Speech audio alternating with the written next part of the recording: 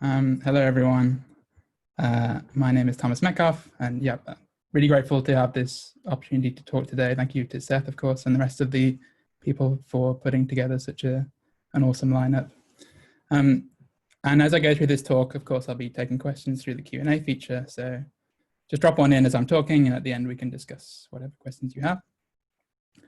So through this talk, I'm aiming to just guide you through the tools that are commonly used when attempting to evaluate customer emotion from language data, be that text or voice data, with a particular focus on the more recent approaches of doing this. So let's say in the past 5 or 10 years. But before I get into that, I just want to show you a quick example of why having an automated system to do this becomes such a powerful asset. So of course you're collecting customer feedback for a reason. These comments, surveys, transcripts. You want to see what pain points your customers have so you can really make more customer-centric decisions and of course deliver to their expectations. It's very easy to have CX specialists go through these comments, analyze them, read them, and then sort of sum them up to give high-level overviews. But of course, as this feedback piles up, it becomes more of a problem. It starts to become less scalable, and eventually it becomes really inefficient to continue doing this task manually because of just the overwhelming number of these things. And with that, of course, your response to customers' feedback will slow down inevitably. And at a certain point, it's just much more viable to automate this process of measuring emotion. Because, and I believe Peter Darrington earlier this morning said this, and I agree, that these spikes and these anomalies, in negative sentiment particularly, are really insightful for business decisions. So you really want to recognize them early, let's say, around here, so that it means you can just begin fixing things and saving face in the eyes of your customer and slowly return things back to a nice, a nice neutral or happy emotional point there.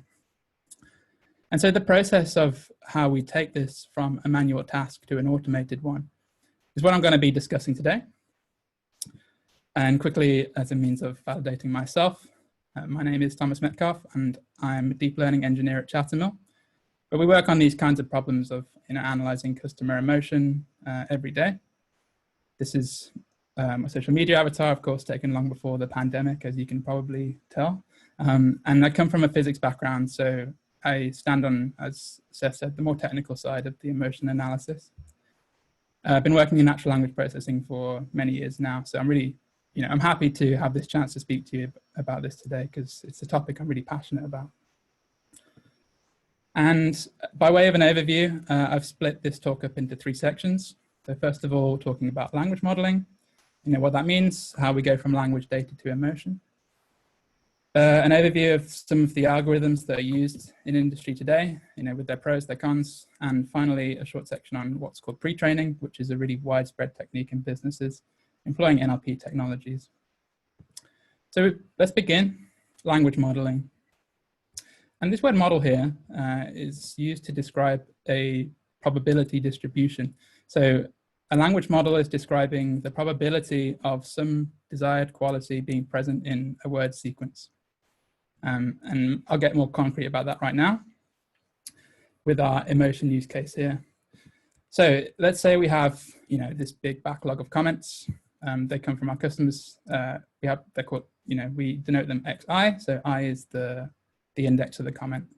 Again, example here, the 400th comment in our data set is this one here, the meal was delicious.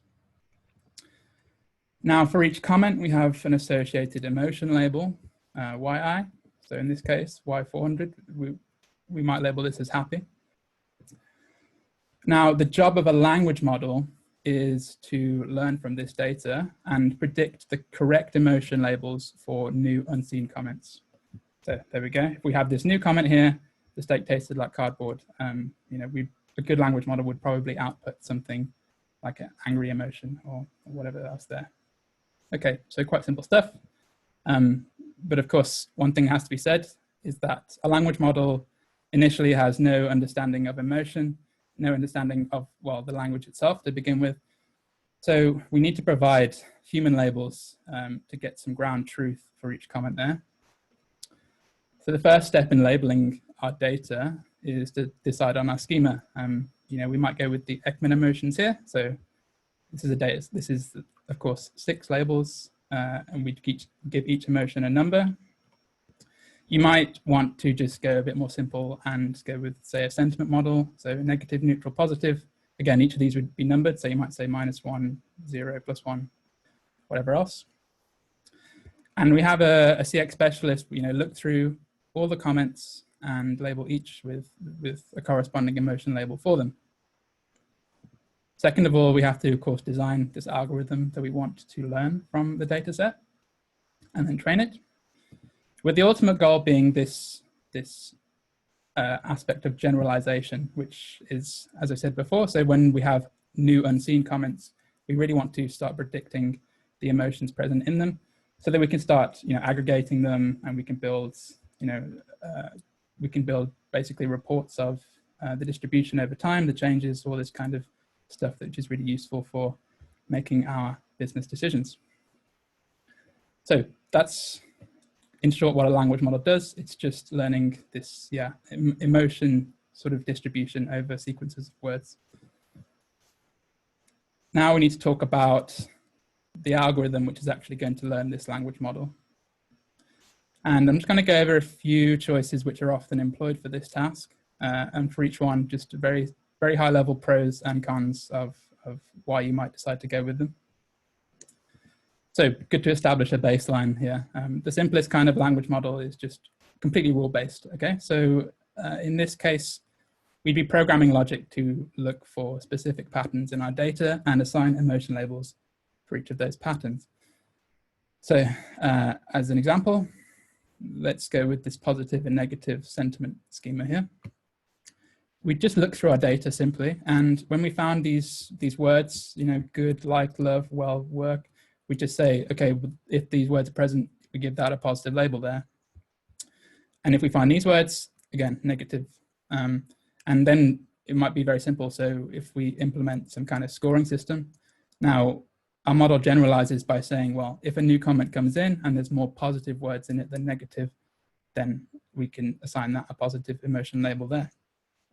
And of course, there's a whole host of these kinds of rule-based algorithms, and they all have their uses. And yeah, the first thing to just say about these algorithms is they're easily set up. And in the new age of all this machine learning technology, I think these kinds of rule-based algorithms are underestimated. They can prove useful, if you're doing often like simple solutions, research-based things. I think it's, again, it has to be said that they're very quick and easy to just deploy something and get some results. But of course, a few cons in comparison to other newer methods. The first is fragile logic. So it only takes a few sort of edge cases in your new data to maybe break the algorithm you've worked on. So, I mean, I can easily break this by just bringing in a comment that says the meal was not good. We haven't accounted for that word not, which actually turns any of these positive words into a negative one. So we would have to then take our algorithm back, make a rule for that, redeploy it. And basically, as time goes on, we find more of these edge cases. We have to have more and more complicated rules. Some of them sort of interact with each other. Some of them contradict each other. So again, very fragile and can break in the end. If you're using a completely rule-based system, essentially you end up causing more technical debt the longer that you depend on it. And yeah, we're not really generalizing well because we haven't sort of taken into account like the general patterns of the data. We've just sort of made our own rules, seen how it's going, and then wait for it to break and come back to it afterwards.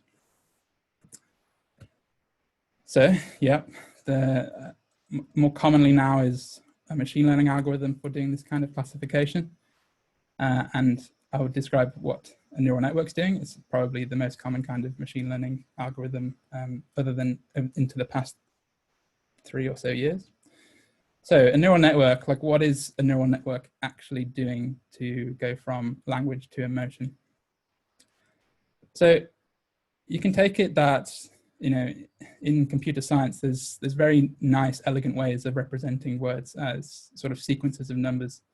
And I'll go over one of them a bit later, but just for now, you can just understand that when I give this sort of sequence of words here, whatever word this is representing, inside this sequence of numbers, it kind of brings with it the semantic information of the word, where it might be found, what words are synonymous with it, all that kind of stuff. And then I guess it's not such a leap to know that if we can represent a word as this nice sequence of numbers, a sentence is of course just going to be even more numbers composed of, in part, the words that made up the sentence there. And finally, we have our emotion labels. Like I said, in the schema, we would just give each one a number. So this emotion, let's say there's the number 2 here. Now, what a machine learning algorithm is doing is saying, well, okay, so given this sequence of numbers here, what is an accurate function that will take these numbers and output this number here? And now for this function, we might give it, hundreds, millions, billions of parameters. So in essence, the neural network is adding these numbers together, multiplying them, sort of combining them, in many different operations, like sequentially. And to begin with, of course, it's just making random guesses. And as these guesses get verified with our own human labeled data, the algorithm will just start to learn from its errors and essentially increase accuracy over time. So, of course, it's been proven that these things are much more generalizable, because we're not only now looking at the words, but sort of also the patterns in the sentences. So we're looking at word combinations. We're looking at just basically all of these rules that we might have to have put into our rule-based algorithm. Well, the neural network is just sort of learning these things by itself. And error correction is much simpler here, because if it's predicting something wrong, well, it's very simple. We just take that wrong prediction, send it back to our CX specialist. He relabels this example, and then we retrain our algorithm, and suddenly it's not making those errors anymore. Okay, but a couple cons come with this kind of method as well. First of all, that it's a black box. This is a really common complaint about neural networks. And what that essentially means is, well, this function is what would be called the black box. We don't understand exactly what our neural network is looking at when it's understanding this sentence in order to get this emotion. What kind of patterns is it looking up? Does it have biases encoded into it in some way? The interpretability is just a little bit less obvious than it would be with a rule-based algorithm. And the other one to consider there is, of course, this does require more data, more time, more computing resources in order to train an algorithm this way.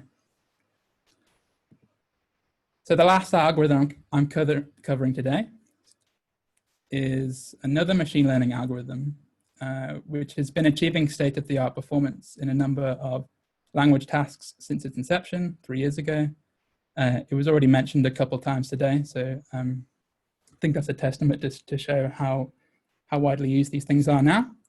And if there's one really important slide in this presentation, it's definitely going to be this one, because it would be really easy to give an entire presentation just on this architecture itself.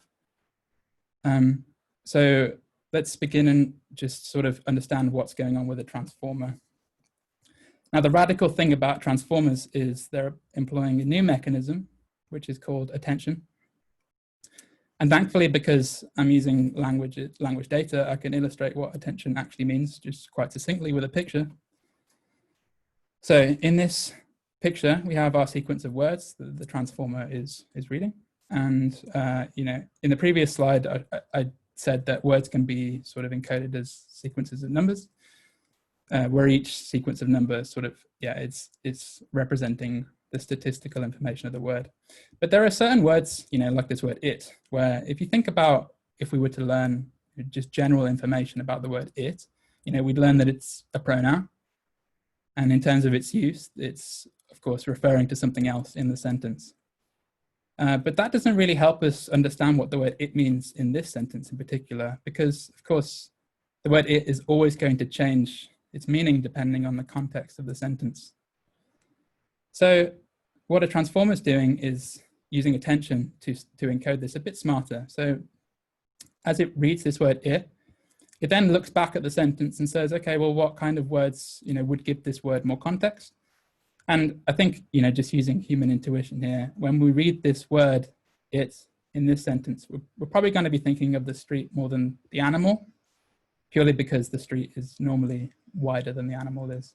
And so this is sort of illustrated here by these attention weights. In a well-trained transformer, we'd want this attention to be stronger than this attention towards the word animal back there. So yeah, a very recent architecture. Again, a lot of work have been done on this over the past few years, and very, very successful in natural language processing. So that's the first pro to be discussed here, is you're getting state-of-the-art performance. Like at the moment, there really is no better architecture for just a general language task. And in fact, some transformers are already outperforming humans on these NLP tasks. So if you want high accuracy, of course, you can't really get much better than this at the moment. Yeah, and of course, we're also, because of this attention mechanism, now we're learning these really, really advanced patterns in our data.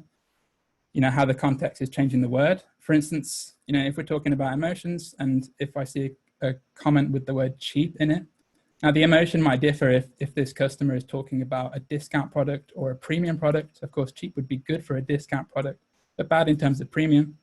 And attention is obviously capable of picking up on that difference. But I'd say the biggest sort of con of this architecture is that it just takes, if you want a very accurate model, the trend with transformers is that larger models with more data always tend to increase accuracy, and sort of that trend hasn't been appearing to slow down with even more and more data. So if you want a really high performing model, at some point it's going to start to take you really, I would say, unjustifiable amounts of computing resources to train. You're going to be training these models for days. You'll need tons and tons of data. But of course, I've put a little asterisk there, because this point leads very well into the final section of my talk today, which is a technique known as pre-training. So with pre-training, it's quite a nice technique. The idea is that we sort of train our language model initially on some task where there basically is, the task is just to learn about the language itself. So we get these really, really, really large corpora of texts. Let's say you take every article of Wikipedia, you can get tens of thousands of books. You can get social media data, Reddit posts, Twitter, whatever else, anywhere where the language is being used naturally. And then these models are just going to be learning sort of, general statistical information about the words being used. And so when I said earlier that words themselves have nice representations as sequences of numbers, what I was referring to is these things called word vectors. And the nice thing about word vectors is that in a well-trained word vector model, when we have words describing similar things, they hang out in sort of similar spaces in a high dimensional space. So here's a sort of just a high level diagram. Of course, this is not such an accurate diagram because word vectors exist in hundreds of dimensions, but I can only show 2 on a slide. So, but it does give the idea quite nicely here. So we have an area that's related to just dogs, cats, animals, more sort of human-like vocabulary there. If we want to get more abstract, we have adjectives, whatever else. And also the relationships between these words are conserved. So if we go from the capital city back to the country, that direction and that magnitude is going to be the same from Paris to France as it is from London to England and Rome to Italy. Yeah, super interesting technique. It was conceived back in 2013 and still sees use today. So really, really nice one there. But also, another thing to be said is that pre-trained transformers are another really big trend in natural language processing at the moment. Like I said, there seems to be no limit to what transformers can learn, given more data and more resources. So the tech giants of the world have been, of course, doing a lot of research on this and open sourcing their models. And businesses will be able to sort of deploy these models themselves and just sort of fine tune the extra large transformer on their specific task. And the success story of this, this sort of idea is a model called BERT, which was released by Google Brain back in 2018 and still being very widely used today. And this word BERT is an acronym, and hopefully you can tell that the T there stands for transformer. Yeah, so that's it for the 3 sections of my talk today. And I guess the last thing to go through now is just to sort of tie this whole thing together. So now when we're faced with all these comments, you know, back at the beginning, we want to understand the emotion of our customer, but it turns out to be also useful to detect what aspect they're talking about, because the emotional vocabulary is going to depend on that aspect itself. So in this case, a transformer is obviously really, really useful because it can use its own attention to tune in on those aspects, and then the customer emotion adjointly gets classified with that.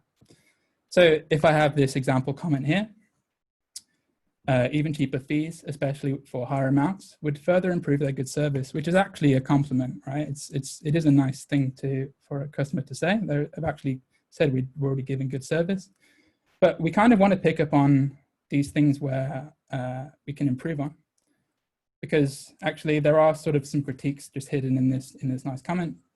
And the transformer is obviously really good at doing this because it will pick up on, you know, the topic of each part of the sentence, and then the sort of the accompanying emotion with each part there.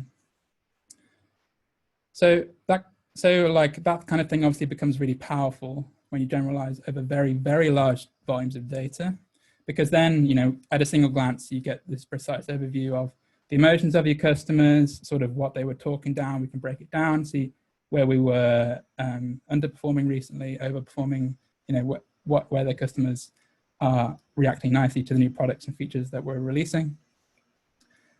So yeah, as a detailed overview, this kind of thing is obviously very, very powerful. And so with that, there's really only one thing left to say, and that is thank you for listening to my talk today. I did see a few questions pop up in the Q&A as I talked, so if I can just get those up, we can go through them. I don't think we have questions unless they're put in via the chat. Mm-hmm. Let me ask you, how good is this, do you think, in terms of actually delivering value to customers? What are the gaps here? How can they be improved? And where's the technology going from your perspective as a deep learning engineer? Yeah, very cool. That's a great question. The gaps, well, I mean, of course there are, even transformers, you know, cannot get 100% accuracy all the time. It's very hard to pick up on the gaps because they often depend on, sort of differences in the data you train on as opposed to the data you infer on, and particularly over time, of course, you have to retrain your models because you mentioned toward the start of your talk that training some of these models is hugely expensive in terms of compute power, and there's discussion, models from a different point of view, the GPT stuff, they're talking about hundreds of millions of parameters there. It's inaccessible. Yeah, exactly. Yeah, no, that's also a huge topic because, like I said, it really is unjustifiable for a company to want to actually experiment with these things. Like even research labs have trouble competing with, say, Google or Facebook at training these things. And over the past year, there has been a bit of a trend of making these things a bit more manageable. Now, because they're so large, we have to make sacrifices in some way. There was a few papers recently that sacrificed, this insane computing resource for longer training times, which did end up making things a bit more scalable in that way. But in terms of where this kind of thing is going, there was a very recent model, Seth, you just mentioned it, GPT-3, which is very good at generating text. Actually, I did have an extra slide here just to demonstrate what this model can do. So this model is literally just, you give it a prompt, and from that prompt, it will just try to generate more text in the same style as that prompt. But in fact, you can sort of trick this model into doing any kind of task for you if you want it to. So right here is a demonstration of entering a prompt into GPT-3 and saying, generate code that will fulfill this prompt, which is almost crazy to think that you can just type in this text, large text that says, welcome to my newsletter, hit generate, and it outputs, literally from the algorithm, just outputs this HTML code, and this HTML code is runnable just straight out the gate. So this kind of thing, I think, is really, really powerful. It's really hard to tell just exactly what this kind of thing will be used for. But there's already a few sort of research uses for this kind of thing, of like writing essays and articles on different sort of subjects. So yeah, I'd say one to look out for. An illustration of natural language generation. Well, actually, this isn't, what you're showing now isn't quite NLG, but in any case, I've been aware of a tool called WordEye, I believe it is, that's been around for a number of years, that does something similar, but without the power that we're seeing here.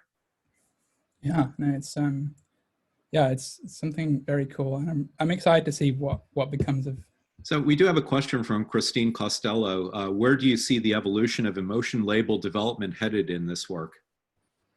Yeah, great question. The label development, let's see.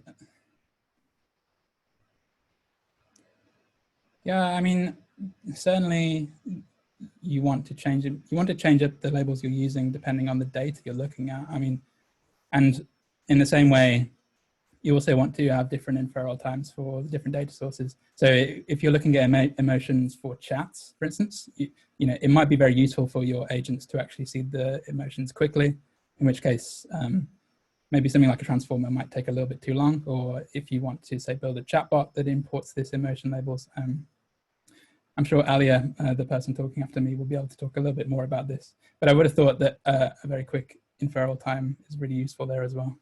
Yeah, you have one more question. Maybe you can answer quickly. The person didn't give their name. Thanks, Thomas, for the nice talk. Can you please elaborate on how to learn cues or aspects occurring in emotion expressions?